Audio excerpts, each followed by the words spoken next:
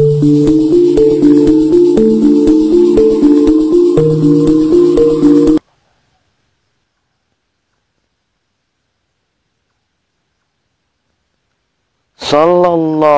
ala Muhammad, sallallahu alaihi wasallam, sallallahu ala Muhammad, sallallahu alaihi wasallam, sallallahu ala Muhammad, sallallahu alaihi wasallam, sallallahu ala Muhammad, sallallahu alaihi wasallam. Assalamualaikum warahmatullahi wabarakatuh. Kembali lagi di Bapak Fahmi Channel. Pada kesempatan kali ini Bapak Fahmi ingin membahas tentang darah manis. Nah, bagaimana penjelasan tentang darah manis ini? Nah, tonton video ini sampai selesai dan jangan lupa untuk klik tombol subscribe terlebih dahulu, lalu tekan tombol like, komen, dan share agar BFC terus berkembang dan dapat upload video menarik lainnya. Oke, liba.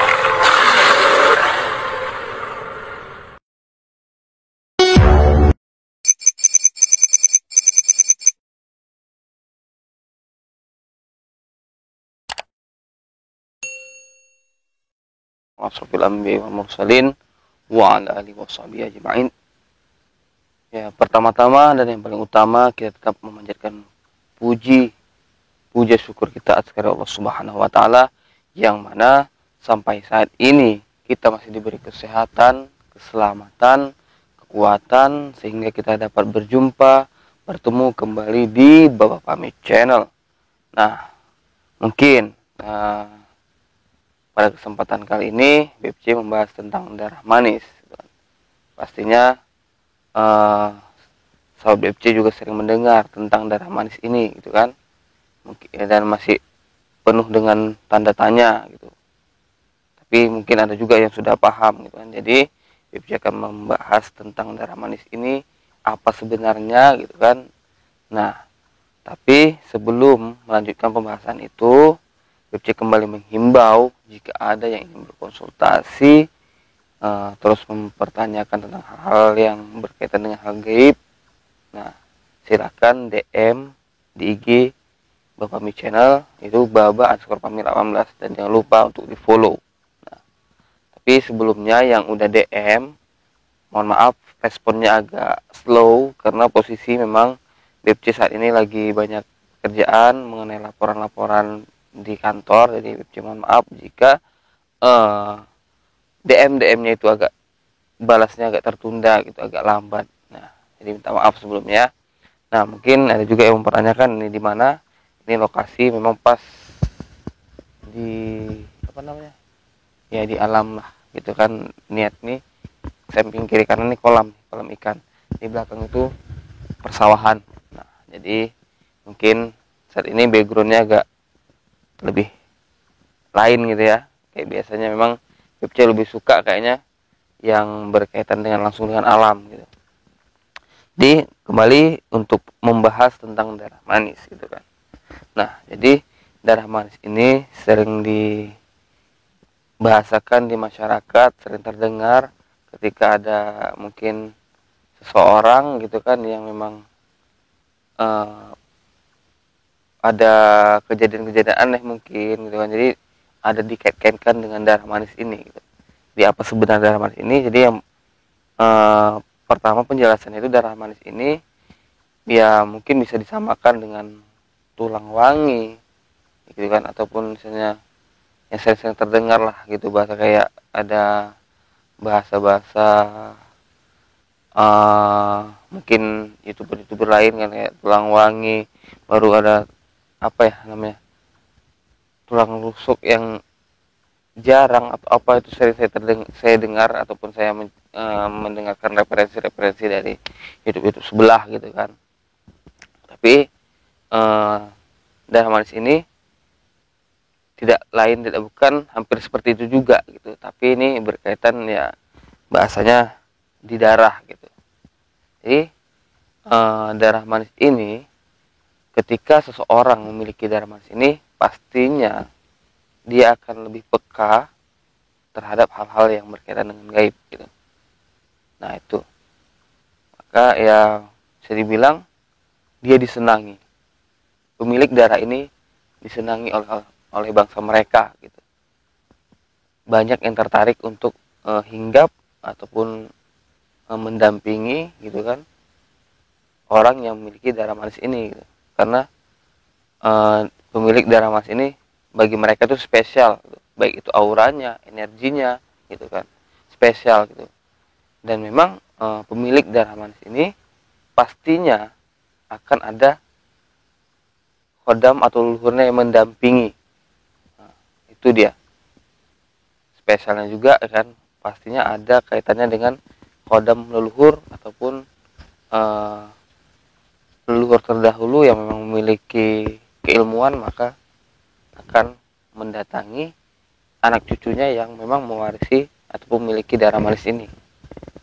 Nah, peka terhadap hal-hal gaib gitu kan, baru ya pastinya orang yang pemilik darah manis ini uh,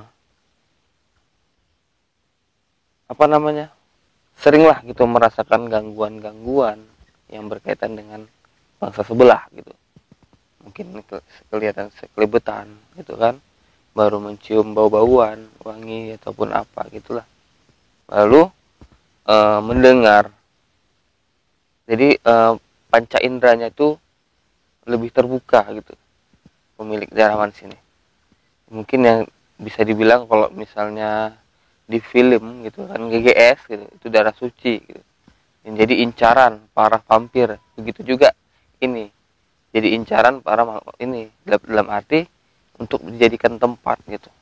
Makanya orang yang seperti ini harus bisa mengendalikan dirinya ataupun menguasai gitu. Ya dalam arti harus ya memperdalam lah sedikit banyaknya agar bisa mengendalikan gitu. Karena tidak hanya yang positif, yang negatif juga akan mau ikut. Dan yang negatif ini pastinya sifatnya mengganggu, sedangkan yang positif ini sifatnya lebih ke arah mendampingi dan membantu atas izin Allah Subhanahu wa taala.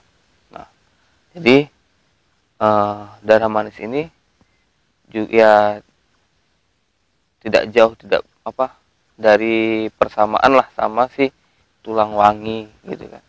Tuh bilang persamaannya hampir sama lah tuh dengan tulang wangi. Cuman berbeda bahasanya mungkin, tapi secara umum ciri-ciri ataupun kemampuan itu hampir sama gitu. Ya bilang 99% sama. Tapi cuman mungkin bahasa judulnya aja yang berbeda gitu. Dan pemilik darah manis ini pintu gaibnya terbuka. Makanya kalau dia tidak bisa mengendalikan ini ataupun buka tutup pintu ini, maka akan banyak yang berdatangan dan masuk.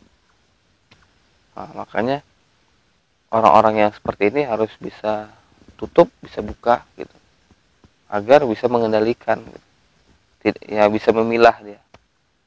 Karena kadang ya nggak ketahuan gitu, bisa-bisa udah ada di badan.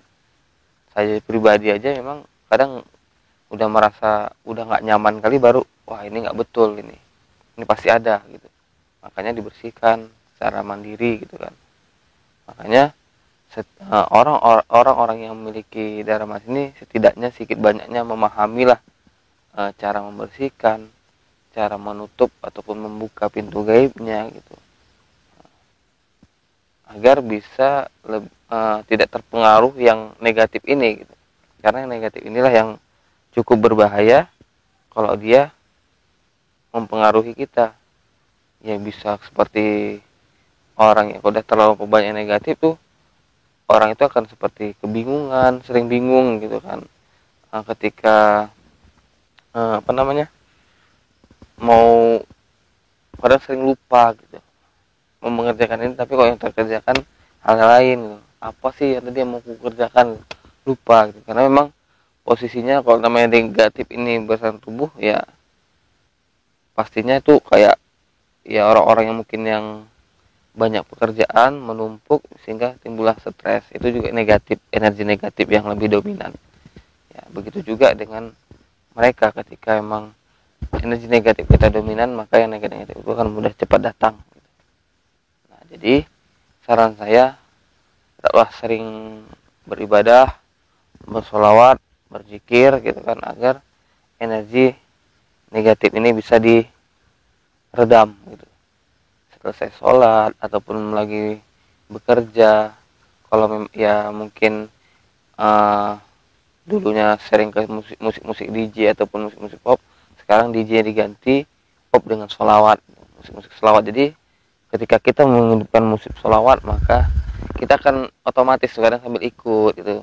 Sallallahu ala Muhammad, sallallahu alaihi wasallam, sallallahu ala Muhammad, sallallahu alaihi wasallam. Boleh ikut, boleh diresapi dalam resapi di batin, baru dialir, ya rasakanlah resapi gitu, merasakan selawat itu mengalir ke seluruh tubuh Anda, baru menghilangkan energi-energi negatif, pikiran suntuk itu hilang dengan cara kita bersolawat. Ayo kita mulai. Sallallahu ala Muhammad, sallallahu alaihi wasallam, sallallahu ala Muhammad, sallallahu alaihi wasallam, sallallahu ala Muhammad, sallallahu alaihi wasallam, sallallahu ala Muhammad, sallallahu alaihi wasallam, sallallahu ala Muhammad, sallallahu alaihi wasallam, sallallahu ala Muhammad, sallallahu alaihi wasallam, sallallahu ala Muhammad, sallallahu alaihi wasallam, sallallahu ala Muhammad, sallallahu alaihi wasallam, sallallahu ala Muhammad, sallallahu alaihi wasallam, sallallahu ala Muhammad, sallallahu alaihi wasallam, sallallahu ala Muhammad, sallallahu alaihi wasallam, sallallahu ala Muhammad, sallallahu alaihi wasallam. Cukup sekian dari saya. Akhirul kalam. Assalamualaikum warahmatullahi wabarakatuh.